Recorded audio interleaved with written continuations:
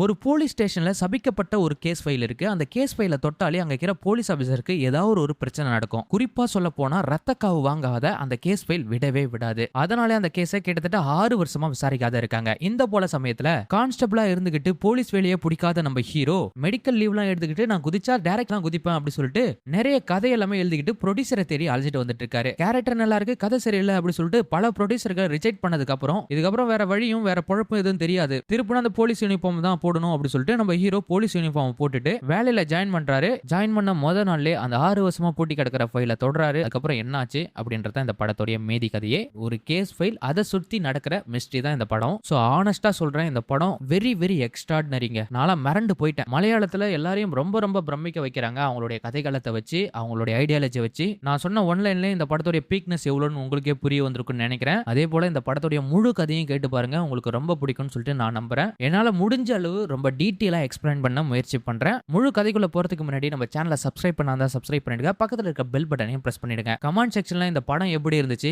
நான் உங்களுக்கு கொடுத்த ஸ்டோரி எக்ஸ்பிளனேஷன் எப்படி இருந்துச்சுன்னு மறக்காம கமெண்ட் பண்ணுங்க. சரி வாங்க படத்தோட கதைக்குள்ள போகலாம். படத்தோட ஆரம்பத்துல நம்ம ஹீரோவை தான் காட்டாங்க. நம்ம ஹீரோக்கு இந்த படத்துல ஷெல்லின்னு பேரு. சோ நம்ம ஹீரோ பாத்தீங்கன்னா ஒரு போலீஸ் கான்ஸ்டபிள். அவருக்கு இந்த போலீஸ் வேலை பிடிக்காம மெடிக்கல் லீவ் எடுத்துக்கிட்டு நிறைய ஸ்டோரிஸ் எல்லாமே எழுதிட்டு வந்துட்டு இருக்காரு. அவருடைய ஆம்பிஷன் என்னன்னு பாத்தீங்கன்னா எப்படியாவது மலையாள சினிமால நானும் ஒரு டைரக்டர் ஆகணும் அப்படி சொல்லிட்டு ஆசைப்பட்டு இருக்காரு. அவருக்கு தெரிஞ்ச கதை எல்லாமே எழுதி நிறைய ப்ரொடியூசரை பார்த்துட்டு அவருடைய கதை எல்லாமே சொல்லிட்டு வந்துட்டு இருக்காங்க. ஆனா எல்லா ப்ரொடியூசரும் சொல்றது ஒரே ஒரு காமனான விஷயம் தான், உன்னுடைய கதையில கேரக்டர் சாய்ஸ் எல்லாமே ரொம்ப அருமையா இருக்கு, ஆனா கதைக்களம் வந்து சரியில்லை அப்படின்ற மாதிரி ரிஜெக்ட் பண்ணிடுறாங்க. சோ இப்படியே தொடர்ச்சியா நடந்துட்டு வந்துட்டு இருக்க ஒரு கட்டத்துல நம்ம ஹீரோக்கு அந்த சினிமா மேல இருக்கிற ஹோப்பே கொஞ்சம் கொஞ்சமா குறைய ஆரம்பிக்குது. இந்த போல சமயத்துல நம்ம ஹீரோவுடைய மனைவியை தான் காட்டுறாங்க. அவங்க பாத்தீங்கன்னா இந்த டியூப் லைட்லாம் இருக்கு பாத்தியா, அந்த கம்பெனில வேலை செஞ்சுட்டு வந்துட்டு இருக்காங்க. மனைவி வேலையை முடிச்சுட்டு வீட்டு வந்ததுக்கு அப்புறம் கதை சொல்ல போனேன் என்ன ஆச்சு அப்படின்ற மாதிரிலாம் கேட்க இப்பயும் ரிஜெக்ட் பண்ணிட்டாங்க அப்படி சொல்றாங்க. இதை கேட்ட உடனே மனைவி ரொம்ப டென்ஷன் ஆயிடுறாங்க. எப்ப பாரு கிடைக்காத ஒரு வேலைக்காக தேடி தேடி ஓடிட்டு இருக்க, கேட்டா பிடிச்சிருக்குன்னு சொல்ற, இதுக்கப்புறம் நம்ம பசங்களுடைய லைஃபை பார்க்கணும், தயவு செய்து இந்த கதை எல்லாமே தூக்கி ஓரம் போட்டுட்டு இந்த மெடிக்கல் லீவை முடிச்சுட்டு நீ திரும்பவும் அந்த கான்ஸ்டபிள் வேலைக்கே போ அப்படின்ற மாதிரிலாம் நம்ம ஹீரோயினி சொல்ல, அதுக்கப்புறம் நம்ம ஹீரோ உட்காந்து யோசிச்சு பாக்குறாரு. இதுக்கப்புறம் நம்ம வேலைக்கு போகலாம், நம்ம குழந்தைக்கு ஃபீஸ் கட்ட கூட முடியாது அப்படி சொல்லிட்டு நம்ம ஹீரோ என்ன பண்றாருன்னா இந்த டைரக்ஷனை தூக்கி ஓரம் வச்சிடறாரு. சோ அக்செப்ட் பண்ணிக்க முடியாத நம்ம ஹீரோ கோவத்துல என்ன பண்றாருன்னா அந்த கதை எல்லாமே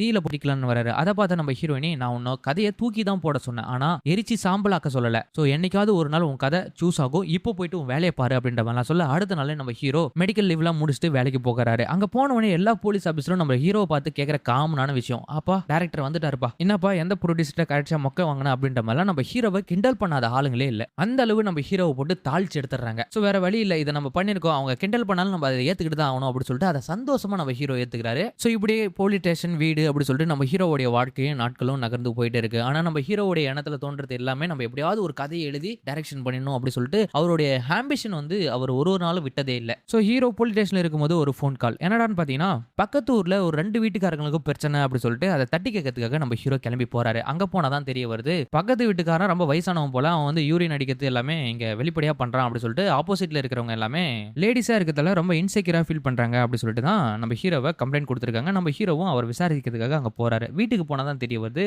அந்த நபருக்கு கால் உடைஞ்சிருக்கு போல, வீட்டுல யாருமே இல்ல அவரை பாத்துக்கிட்டு, அவர் மட்டும் தான் சிங்கிள் ஆளு. சோ இதனால தான் அதை பண்ணிருக்காரு அப்படி சொல்லிட்டு அவர் எக்ஸ்பிளைன் கூட பண்ணவல திடீர்னு அந்த ஆள் பார்த்தா மயங்கி கீழே விழுந்துறாரு. கீழே விழுந்தவருக்கு உயிரே போயிடுச்சு. சோ நம்ம ஹீரோவும் என்ன பண்றது ஏது பண்றது தெரியாத பக்கத்துல இருக்கிறவங்க எல்லாரையும் கூப்பிடுறாங்க. ஒரு கட்டத்துக்கு அப்புறம் போலீஸ் வந்துடுறாங்க. சோ இந்த கேஸை இவர் தான் ஹேண்டில் பண்ணாரு அப்படி சொல்லிட்டு அவர் இறந்ததுக்கான காரணமே இவர் தான் சொல்லிட்டு நம்ம ஹீரோவை சஸ்பெண்டே பண்ணிட்டாங்க. அதுக்கப்புறம் தான் தெரிய வருது மெடிக்கல் ரிப்போர்ட்ல அவருக்கு ஹார்ட் அட்டாக் இருந்திருக்குது அப்படி சொல்லிட்டு. அதனால நம்ம ஹீரோவை சஸ்பெண்ட் பண்ணது மட்டும் இல்லாம வேற ஒரு இடத்துக்கு டிரான்ஸ்ஃபர் பண்ணிட்டாங்க. சோ இப்போ பாத்தீங்கன்னா நம்ம ஹீரோ புதுசா ஒரு ஸ்டேஷனுக்கு போறாரு ஜாயினிங்காக. சோ இங்க தாங்க கதைக்களமே ஆரம்பிக்க போகுது. அது என்னன்னு பாத்தீங்கன்னா இப்ப நம்ம ஹீரோ ஜாயின் பண்ண போறாரு பத்தியா, அந்த போலீஸ் ஸ்டேஷன்ல ஒரு கேஸ் ஃபைல் இருக்கு. இந்த கேஸ் ஃபைல் தாங்க இந்த படத்தோட முக்கியமான கான்செப்ட். அந்த கேஸ் ஃபைலை யாராவது தொட்டா இந்த ஸ்டேஷன்ல வேலை செய்யறவங்களா இருக்கட்டும் இல்ல கைதியா இருக்கட்டும், டீ கொடுக்க வரவன் தண்ணி கேன் போடுற வரவன் யாரா இருந்தாலும் அந்த கேஸ் ஃபைலை தொட்டா அங்க ஒரு பிரச்சனை நடக்குதோ அப்படி சொல்லிட்டு கிட்டத்தட்ட 6 வருஷமா எழுதி வைக்கப்பட்ட உண்மை. சோ இந்த விஷயம்லாம் நம்ம ஹீரோக்கு தெரியாது இல்ல. திடீர்னு பார்த்தா ஹையர் ஆபீசர் என்ன பண்றாருன்னா அந்த கபோர்ட்ல ஒரு கேஸ் ஃபைல் இருக்கு, அந்த கேஸ் ஃபைல் எடுத்துட்டு வா அப்படி சொல்றாங்க. நம்ம ஹீரோவும் போயிட்டு ஒரு கேஸ் ஃபைல் எடுத்துட்டு வந்துடுறாரு. அதுக்கப்புறமா இது என்ன கேஸ் ஃபைல் இருக்கு, துணிலாம் போட்டு போத்தி இருக்கு என்ன அப்படி சொல்லிட்டு தெரியாதனமா அந்த கேஸ் ஃபைலை தொட நம்ம ஹையர் ஆபீசர் பாத்துறாரு. ஏன்டா அந்த கேஸ் ஃபைலை தொட்ட அப்படி சொல்லிட்டு கண்ணா பின்னான்னு திட்ட ஆரம்பிக்கிறாரு. நம்ம ஹீரோக்கு ஒண்ணுமே புரியல. இப்படி நம்ம ஹீரோவா ஹையர் ஆபீசர் திட்டிட்டு இருக்க அந்த நேரத்துல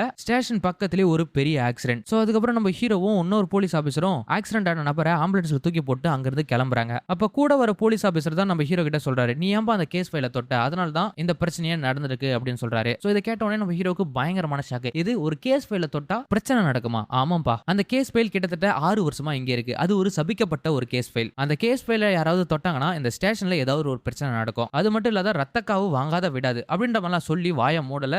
அந்த ஆக்சிடென்ட் ஆன நபர் இருக்கிற பத்தியா அவருடைய வாயில இருந்து ஓவர் பிளட் வெளியே வர நம்ம ஹீரோவுடைய சட்டையில பட்டுருது. நான் தான் சொன்னேன்ல ரத்தக்காவு வாங்காத விடாது அப்படி சொல்லிட்டு, இதுதான் அந்த ரத்தக்காவு அப்படி சொல்லிட்டு ஆப்போசிட்ல இருக்கிற போலீஸ் ஆபீசர் நம்ம ஹீரோ கிட்ட சொல்றாங்க. சோ இதெல்லாம் கேட்ட நம்ம ஹீரோவுக்கு என்னடா இது மூட நம்பிக்கையா அப்படி சொல்லிட்டு யோசிக்க ஆரம்பிக்கிறாரு. ஆனா இதுதான் உண்மை அப்படி சொல்லிட்டு அவர் புரிய வைக்கிறாரு. அகைன் பாருங்க அந்த கேஸ் ஃபைல தொட்டதுல இருந்து ஒரு பிரச்சனையா அங்க நடந்துட்டே இருக்கு. சோ இது எல்லாத்துக்கும் நீ தான் காரணம் அப்படி சொல்லிட்டு அந்த ஸ்டேஷன்ல இருக்கிற எல்லாருமே நம்ம ஹீரோவை வெறுக்க ஆரம்பிக்கிறாங்க. அன்னைக்கு நைட்டே பக்கத்து ஊருக்காரன் ஒருத்தர் தூக்கு மாட்டி இறந்து போயிட்டான் அப்படி சொல்லிட்டு அவனை காவல் காக்கிறதுக்காக நம்ம ஹீரோவும் இன்னொரு போலீஸ் ஆபீசர் சொல்றாங்க. அப்பதான் அவரும் எக்ஸ்பிளைன் பண்றாரு, ஏன்பா இப்படிலாம் இந்த பிரச்சனை நடக்கும் அப்படி சொல்லிட்டு அவரும் எக்ஸ்பிளைன் பண்ணிட்டு வந்துட்டு இருக்காரு. இத நம்ம ஹீரோ யூஸ் பண்ணிக்க போறாரு. எப்படின்னா இப்படி ஒரு இன்ட்ரெஸ்டிங்கான ஒரு ஸ்டோரி சொல்றாங்களே, இது உண்மையா இருக்கட்டும் இல்ல மூட நம்பிக்கையா இருக்கட்டும், ஆனா இந்த ஸ்டோரியே ரொம்ப இன்ட்ரெஸ்டிங்கா இருக்குது அப்படி சொல்லிட்டு அடுத்த நாளே நம்ம ஹீரோ ஒரு ப்ரொடியூசரை பார்த்து இதுதாங்க நான் அடுத்து எழுத போற கதை அப்படி சொல்லிட்டு ஒரு இன்ட்ரோவை கொடுத்துட்டு வந்துடுறாரு. அந்த இன்ட்ரோவை கேட்ட உடனே ப்ரொடியூசரும் ரொம்ப ஷாக் ஆகி நின்ட்டாரு. ஏன்னா இது வரைக்குமே நம்ம ஹீரோ கிட்ட ஸ்கிரீன் பிளே எல்லாம் நல்லா இருக்கு, கதை தான் நல்லா இல்ல அப்படி சொல்லிட்டு இருந்தாங்க. இப்போ கதையே ரொம்ப இன்ட்ரெஸ்டிங்கா இருக்குதுன்னு சொல்லிட்டு 1 லட்சம் ரூபாய் அட்வான்ஸே வேற கொடுத்து விட்டாங்க. சோ நம்மளால கையில பிடிக்க முடியுமா? அவருக்கு இந்த ஃபீல்ட்னாவே ரொம்ப பிடிக்கும், அது அட்வான்ஸ் வரைக்கும் இன்னைக்கு கிடைச்சிருச்சு, கதையும் நல்லா இருக்குன்னு ப்ரொடியூசர் சொல்லிட்டாங்க. சோ இதுக்கப்புறம் அந்த கதையை எப்படி டெவலப் பண்ணலாம் அப்படின்றத நம்ம ஹீரோ யோசிச்சுட்டு வந்துட்டு இருக்காரு. சோ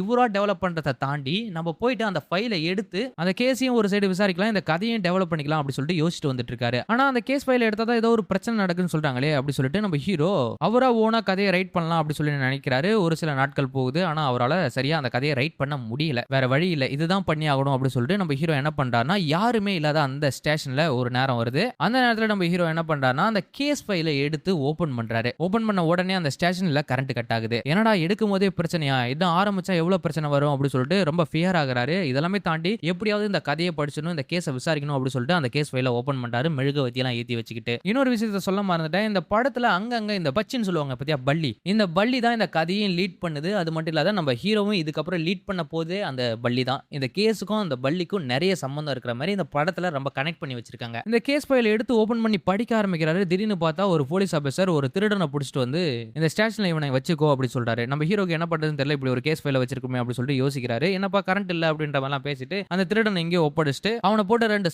சாத்திட்டு வந்த போலீஸ் ஆபீசர்லாம் கிளம்பிடுறாங்க. இப்ப பாருங்க அந்த திருடன் இருக்கான் பாத்தியா, எனக்கு வந்து வாஷ்ரூம் வருது அப்படி சொல்றான். நம்ம ஹீரோவும் அவனை வாஷ்ரூம் விட்டு வராரு. இங்க வந்து பார்த்தா அந்த கேஸ் ஃபைல் தீ பிடிச்சி எரிய ஆரம்பிக்குது. நம்ம ஹீரோக்கு என்ன பண்றதுனே தெரியல. ஏன்னா ஹையர் ஆபீசருக்கு எல்லாம் தெரிஞ்சா இது பெரிய பிரச்சனை ஆயிடும், இந்த கேஸ் ஃபைலை எடுக்க கூடாதுன்னு சொல்லியிருக்காங்க. அதை மீறி நம்ம இந்த கேஸ் ஃபைலை எடுத்திருக்கோம். ஆனா இப்ப இந்த கேஸ் ஃபைலும் இல்ல, இது தீ பிடிச்சி எரிஞ்சு போயிடுச்சு அப்படி சொல்லிட்டு திக்கு திணற முடியாம முழிக்கிறாரு. ரொம்ப பயப்படவும் ஆரம்பிக்கிறாரு. ஏன்னா அந்த கேஸ் ஃபைல அவர் வந்து இன்னும் டீடைலா கூட படிக்க ஆரம்பிக்கல, இப்பதான் ஆரம்பிச்சாரு. சோ வாட் டு நெக்ஸ்ட், நம்ம ஹீரோக்கு அடுத்து என்ன பண்றதுனே தெரியல. சோ இங்க போறாங்க இன்டர்வல் கட் பண்ணா, இதுக்கப்புறம் தான் இந்த கதையோடைய வேகமே சூடு பிடிக்க போகுது. இப்போ நம்ம ஹீரோவால அந்த கதையை படிக்கிறதுக்கான வாய்ப்பும் இல்ல, இதுக்கப்புறம் அந்த கதையை எப்படி ரைட் பண்ண போறாரு அப்படி சொல்லிட்டு ரொம்ப கன்ஃபியூஷன்ல இருக்காரு. அதே போல நிறைய பயத்தோடயும் இருக்காரு. எரிஞ்சு போன அந்த பேப்பர் துண்டுகள் எல்லாமே பெருக்கி வாங்கி டஸ்ட்பின்ல போட்டு நம்ம ஹீரோ A4 ஷீட்டை எடுத்து கேஸ் ஃபைலா மாத்தி அதை அந்த சிவப்பு துணியில கட்டி அந்த ரேக் உள்ள வச்சிடறாரு. நம்ம ஹீரோக்கு என்ன பண்றது ஏது பண்றதுன்னு ஒண்ணுமே புரியல. அதுக்கப்புறமா தன்னுடைய மனைவிட்ட போயிட்டு ஷேர் பண்றாரு. இந்த போல ஒரு கேஸ் ஃபைல் எடுத்தா பெரிய பிரச்சனை நடக்கும் அப்படின்ற மாதிரிலாம் சொன்னாங்க. இப்போ கேஸ் ஃபைலும் இல்ல, எரிஞ்சு போயிடுச்சு அப்படின்ற மாதிரிலாம் சொல்ல,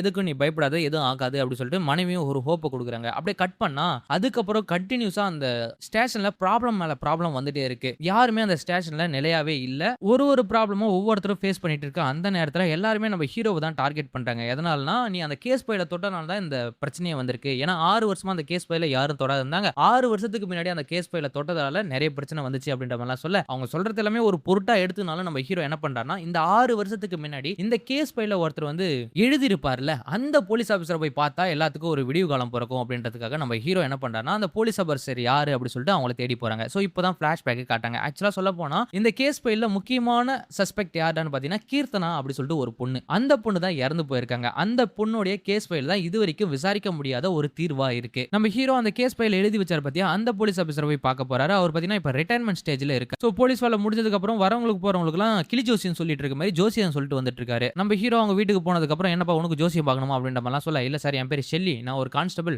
6 வருஷத்துக்கு முன்னாடி நீங்க ஒரு கேஸ் ஃபைல எழுதி நீங்க ஒரு போலீஸ் ஸ்டேஷன்ல வச்சிருக்கீங்க. அந்த கேஸ் ஃபைல இப்ப எடுத்தா பிரச்சனை மேல பிரச்சனை வந்துட்டு இருக்கு. தெரியாதனமா அந்த கேஸ் ஃபைல நான் தொட்டுட்டேன். எனக்கு இப்ப அந்த கேஸ் ஃபைல பத்தி ஏதாவது ஒரு டீடைல கொடுங்க அப்படின்ற மாதிரிலாம் கேட்க, அப்புறம் தான் அவர் வந்து இந்த கேஸ் ஃபைல பத்தியும் கொஞ்சம் கொஞ்சமா புட்டு வைக்கிறாரு. ஆக்சுவலா சொல்ல போனா இந்த கீர்த்தனான்ற ஒரு பொண்ணு தான் இறந்து போயிருக்காங்க அப்படின்ற மாதிரிலாம். அவங்க எங்க இறந்தாங்க, எப்படி இறந்தாங்க அப்படி சொல்லிட்டு அந்த கதைக்குள்ள போனா 6 வருஷத்துக்கு முன்னாடி அவங்க வந்து ஒரு ரயில்வே ட்ராக்கு பக்கத்துல இறந்து கிடந்தாங்க. அவங்கள ஹாஸ்பிட்டலுக்கு நாங்க தூக்கிட்டு போனோம். போற வழியில அவங்களுடைய உயிர் போயிடுச்சு. அதுக்கப்புறம் அவங்க பேரண்ட்ஸ் எல்லாம் வந்து பாடியை ரிசீவ் பண்ணிட்டு போயிட்டாங்க. போயிட்டாங்க. அந்த கேஸ் எடுத்து நாங்க விசாரிக்கலாம்னு போனோம். அந்த கேஸ் வந்து எங்கள விசாரிக்கவே விடல. சோ அது ஏன் நடந்துச்சு, எதுக்காக நடந்துச்சு அப்படி சொல்லிட்டு எங்களால புரிஞ்சுக்க முடியல. அதுக்கப்புறம் அந்த கேஸ் ஃபைல நாங்க விசாரிக்காத அப்படியே மூட்டை கட்டி வச்சுட்டோம். சோ கீர்த்தனாவது கொலையா இல்ல தற்கொலையா அப்படி சொல்லிட்டு ஒரு கேள்விக்குறியோட அந்த கேஸ் ஃபைல் இருக்கு அப்படின்ற மாதிரிலாம் சொல்ல, சரி சார் நீங்க இதுவரைக்கும் எனக்கு கொடுத்த லீடே போதும் அப்படின்ற மாதிரிலாம் சொல்ல, சோ இந்த கேஸ் ஃபைலுக்காக நீங்க ஏதாவது நோட்ஸ் எடுத்திருப்பீங்கல்ல, அந்த நோட்ஸ் மட்டும் எனக்கு கொடுக்குறீங்களா அப்படின்ற மாதிரிலாம் கேக்குறாங்க. அதுக்கப்புறம் நம்ம ஹீரோ கிட்ட அந்த போலீஸ் ஆபீசர், ரிட்டையர் ஆன போலீஸ் ஆபீசர் வந்து அந்த நோட்டை கொடுக்குறாரு. அந்த நோட்டை வச்சு நம்ம ஹீரோவுக்கு ஏதாவது ஒரு குழு கிடைக்குமா அப்படி சொல்லிட்டு தேடிட்டு வந்துட்டு இருக்காரு. அப்படிதான் இந்த கீர்த்தனான்ற பொண்ணு, அதாவது இறந்து போன கீர்த்தனான்ற பொண்ணு ஒரு பையனை லவ் பண்ணிருக்காங்க. அந்த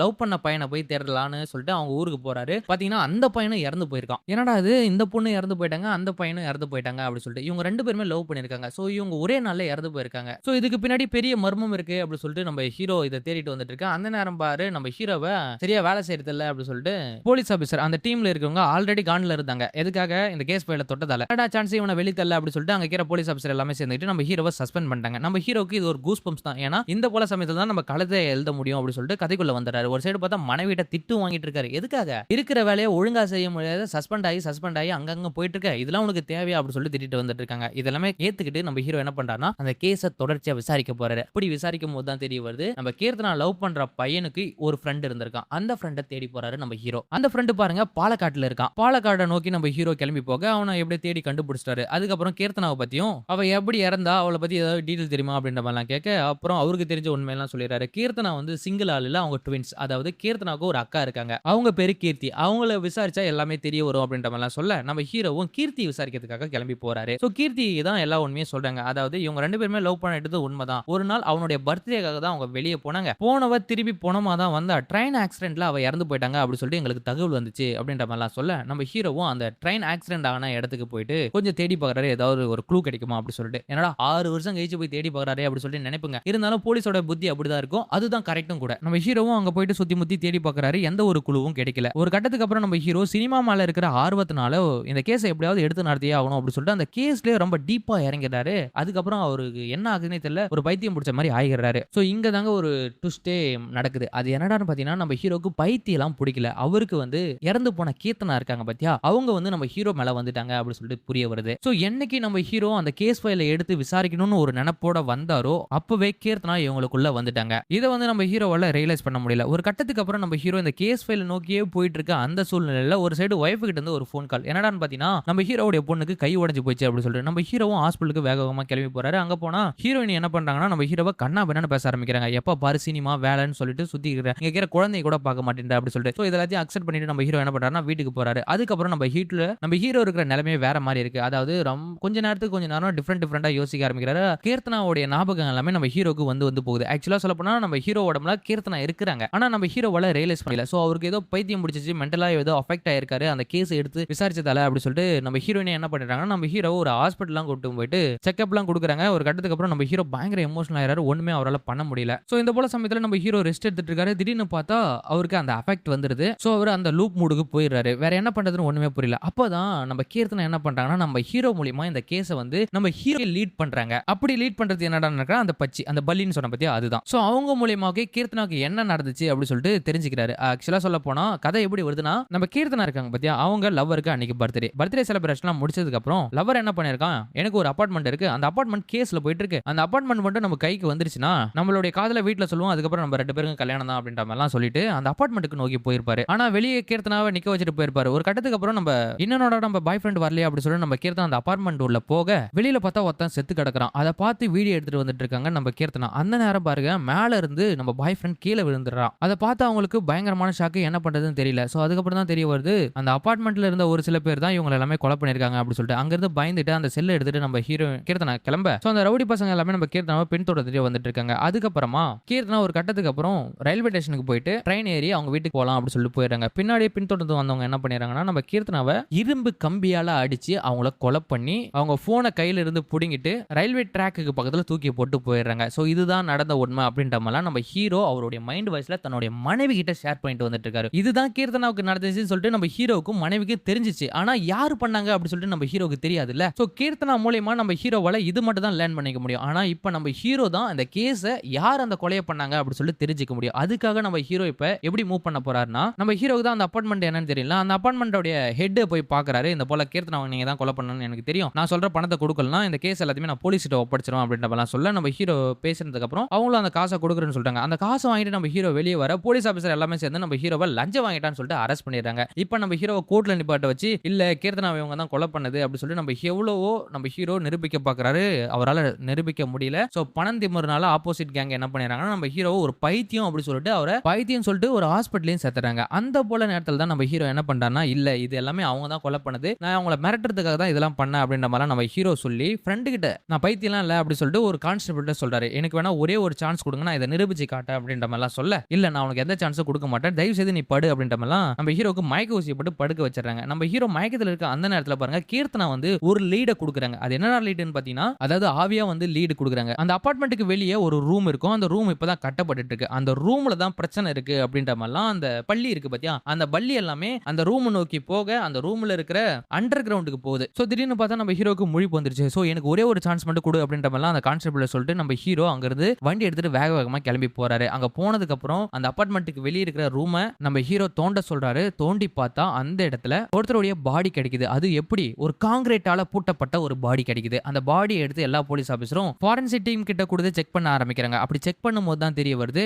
அது யாரோட பாடின்னு பாத்தீங்கன்னா நம்ம கீர்த்தனாவுடைய பாய் ஃப்ரெண்டோட பாடி. சோ இதை நம்ம ஹீரோ ப்ரூவ் பண்ணி காட்டினோடனே கீர்த்தனாவை இவங்க தான் கொலை பண்ணாங்க அப்படி சொல்லிட்டு போலீஸ் ஆபீசர் எல்லாமே கன்ஃபார்ம் பண்ணிட்டாங்க. அதுக்கப்புறம் அந்த டீமை அரெஸ்ட் பண்ணிட்டாங்க. 6 வருஷத்துக்கு அப்புறம் கீர்த்தனாவுடைய கேஸுக்கும் அவருடைய பாய் ஃப்ரெண்டுக்கும் ஒரு முடிவு வந்துச்சு அப்படி சொல்லிட்டு பிரஸ் மீடியா எல்லாமே பரபரப்பா பேச ஆரம்பிச்சிட்டாங்க. அதோட இந்த படத்தோட கதையை முடிக்கிறாங்க. இதெல்லாமே தாண்டி நம்ம ஹீரோ டைரக்ஷன் போக ஆசைப்பட்டார் பத்தியா, இந்த கதையை ஒரு படமா எடுத்துட்டாரு நம்ம சோபி ஷாபாரை வச்சுட்டு. படம் பாத்தீங்கன்னா நம்ம ஹீரோக்கு சூப்பர் டூப்பர் ஹிட். அடுத்த படத்துக்கு கதையே கேட்காத ப்ரொடியூசர் அட்வான்ஸை கொடுத்துட்டு போற அளவு இந்த படம் பயங்கர ஹிட்டா போயிடுச்சு அப்படி சொல்லிட்டு நம்ம ஹீரோ ரொம்ப பெருமையா தன்னுடைய மனைவிட்ட சொல்றாங்க. அதோட இந்த படத்தோட சாப்டரை முடிக்காத செகண்ட் பார்ட்டுக்கு லீடும் கொடுத்துட்டாங்க. ஆக்சுவலா சொல்ல போனா நம்ம ஹீரோ இருக்காரு பத்தியா, அவர் வந்து அந்த கீர்த்தனான்ற சபிக்கப்பட்ட ஆவியிலிருந்து வெளியே வரல. அந்த ஆவி நம்ம ஹீரோக்கு நிறைய கதைகளத்தை உருவாக்குற மாதிரி ஒரு உண்மை சம்பவத்துக்கான அடிப்படையில ஸ்டோரிஸ் எல்லாமே லீடு எடுத்து கொடுத்துட்டு வந்துட்டு இருக்க மாதிரி முடிக்கிறாங்க. என்ன மக்களே, இந்த படம் கேட்கும் போதும் எவ்வளவு எக்ஸைட்மெண்டா இருந்துச்சுல, அந்த போல பார்க்கும்போது பல மடங்கு எக்ஸைட்மெண்டா இருந்துச்சு. இந்த படத்தோட கதை உங்களுக்கு எவ்வளவு பிடிச்சிருக்கு, நான் சொன்ன விதம் எப்படி பிடிச்சிருக்கு அப்படி சொல்லிட்டு மறக்காம கமெண்ட் பண்ணுங்க. உங்களுக்கு பிடிச்ச எமோஜை கமெண்ட்ல தட்டி விட்டு போங்க. நெக்ஸ்ட் வீடியோல பார்க்கலாம். Okay bye, take care.